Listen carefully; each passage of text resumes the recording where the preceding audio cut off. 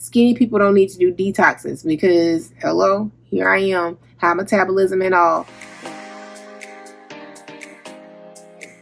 Hello, my name is Joni. This is Buy It, Build It, Fix It. And today I'm going to be talking a little bit more about my experience with the 30-day detox by Dr. Bobby Price. Now on my channel, I do talk about healthy living, and that's just one of the things that I delve into a little bit. So if healthy living, healthy eating is something that you're interested in, make sure you hit that subscribe button. Go ahead and like this video. Let's just get on into it. Now, this detox is different from some of the other detoxes he has on his website. You'll see the 14-day detox and you'll see the 28-day detox. Well, this one is actually a group detox, the 30-day one. What happens is, as a group, we meet on an app. We get a chance to interact with Dr. Price. He goes live, and if we have questions, we can type in questions. So it's pretty neat. Another thing about the 30-day detox, the group detox that is that when you get your package, you have your teas in there, you have a card in there that gives you instructions on how to create the teas, and then also you get an invitation to just go ahead and log into the group. Once you're in the group, you can message people directly. You can also message the entire group. So it's a really good setting. It was pretty intimate, I would say, and I think that some of the people who were in the detox didn't really interact as much, but I know some people actually said that they were reading comments and they felt motivated. So I would recommend anybody who is doing it for the first time or just any time in general to go ahead and just do the group detox. So let's talk about why I decided to do this detox. First of all, some people do detoxes. I'm just going to talk about some people. They do detoxes for several reasons. They may have an autoimmune disease that they're trying to get rid of. They may do this for weight management and weight loss. Some people just do it for their health. I am some people who just do it for their health. But what was happening with me was that I was diagnosed as pre-diabetic, and my A1C level was the same at a 6.3. Disclaimer time. The information provided on this channel is for educational and informational purposes only and should not be considered as professional medical advice, diagnosis, or treatment. I am not a medical professional, and the information shared here is based on personal experiences, research, and general knowledge. Back to the video. So let me explain what an A1C level is. An A1C level basically is looking at your blood for about 2 to 3 months and determining how much glucose is in the blood. So, or what we may say sugar ends up in your blood. You're supposed to do fasting, I've been in situations where I was not told to fast and come get blood work. They take several vials of the blood and they take it to a laboratory. Once it goes to a laboratory, doctors and those who work in the laboratory, they can determine whether or not your A1C levels are too high or are pre-diabetic, or if you qualify to just be at a normal range.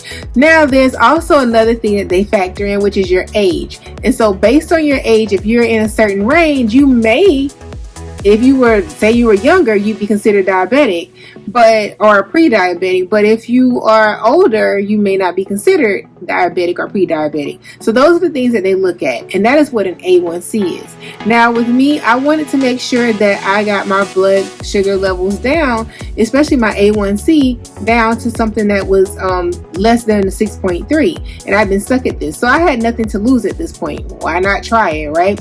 And then another thing is I want to debunk a myth. Some people think that skinny people don't do detoxes.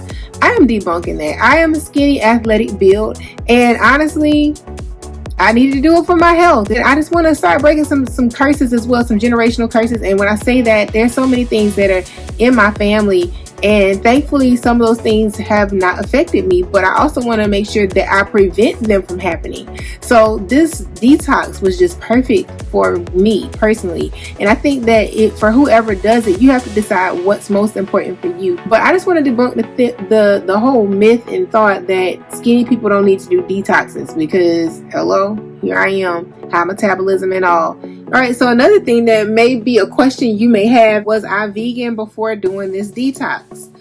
So starting in January, my church did a church-wide Daniel fast. It was the first time that my pastor said we are all doing the Daniel fast. Once the holiday season was over, I had to go to a dance workshop, and it was for teachers. And honestly, I just had my mind just ready. Like, I was ready to go. I just told myself I am going to pack my lunch. And the thing is, even though the workshop was or the conference was at a hotel, I was actually commuting. So I packed my lunch every day. I had fruits and veggies packed, just ready to go. So I started off doing that. I started my year doing that. And to be honest, that was the best thing I could have done. And we weren't even starting our fast at this point. In fact, we didn't start our fast with the church until a week or two once we got into January. But I started eating fruits and veggies and nuts and all those things, water, drinking more water. And so that's what I did. Got through the fast, and I continued that. And I was enjoying how I felt. So I just was like, well, let me just do this. And then every now and then, I'm not going to lie, I can't sit here and say that I was perfect, because I wasn't. But every now and then, I decided I wanted some Chick-fil-A.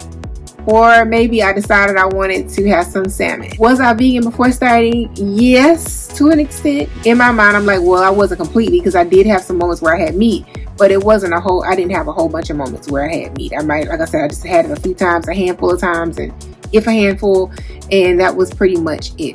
So, all right, so another thing that probably is a question you have is, what can you eat while you're doing the detox? So just a few things. I'm going to refer to my notes, so excuse me for looking down, but there can be no meat, no dairy, no processed or fried foods, no added sugars. And there was a food guide that you can only eat from, and it was very specific. Let me tell you, girl was over here craving okra. I love okra. Couldn't have okra. It wasn't even on the list. But there were some juices. You can get green juices, but you had to be specific. There was some things that were very specific. So I'll just give you a few of the things that I know that I ate, and you probably saw if you watched the shorts that I had. Those were pretty much the things that I could eat. So I would say this: no rice, no brown rice. I had a lot of mushrooms. I also did like olives. I did have a tomatillo because I did have that in that chickpea chili. That was divine. Cucumbers, onions. Like, I think you can pretty much do all the onions. I know I did white and red onions and purple onions. Green peppers. So you could do like the bell peppers. Plum tomatoes. Like, it's very specific. Kale greens. I did kale like all the time. Also zucchini and yellow squash. I ate those often as well.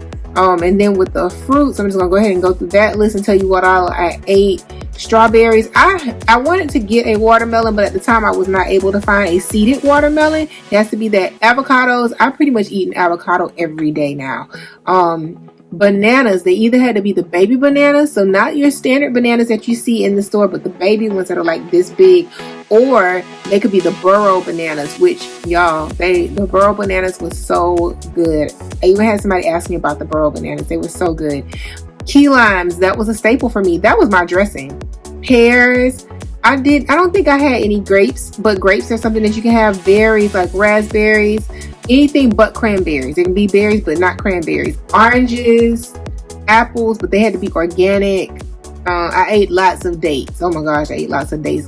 Plums are on here. I did not eat those. And peaches, honestly, couldn't find peaches. But melons as well. Those are some things. Those are kind of like things that most people would eat.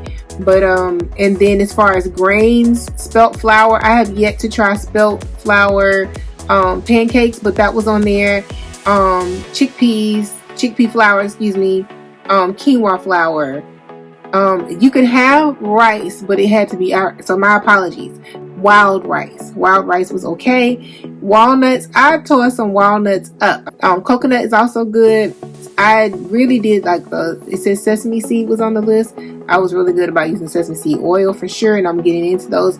Brazil nuts are also good, and hemp seed was good as well. As far as the oils, avocado oil, grapeseed oil, I cooked a lot in grapeseed oil, hemp seed oil, sesame oil, as I mentioned earlier, coconut oil, but you couldn't cook with the coconut oil.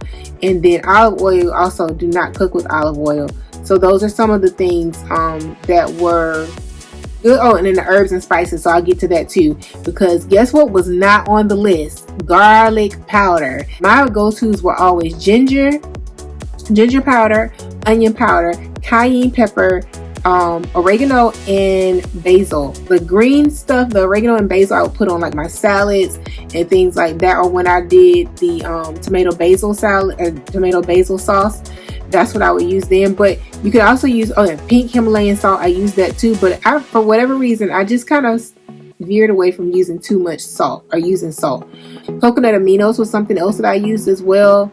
Oh, it was so great. Dill is something that you could use if you needed. Sage, habanero, bay leaf, thyme, kelp, cloves if you needed it. So those are some of the things. And then you can have herbal teas, but again, herbal, burdock, ginger. I definitely had ginger tea, raspberry tea, elderberry, fennel, hibiscus, chamomile. But those are just some of the things that were on the list. And as far as beverages, natural spring water, bottled at the source. He was very particular about bottled at the source. And let me tell you something. When I saw natural spring water on the list, I was pretty nervous because I'd had spring water before. And you talking about eliminations? They were happening. And I don't know what was in that water. And I thought I would never drink spring water again. And then detox time. But I got the one Crystal Geyser was my go-to, and honestly it tastes good. I still drink that water even now that I'm not on a detox. It's just totally different from the water that is coming out of the tap that's going through my refrigerator. I don't like it. Coconut water is also something that we could use. Green juices, again, they had to be specific greens. They could not be like spinach was not even on the list. And then of course herbal teas, which I already mentioned. So those are things you can consume while being on the detox. Thank you for watching part 1 of the detox wrap up. Make sure you check out part 2 where I talk about the benefits and challenges of the detox and if I'd ever do the detox again. See you soon. Bye.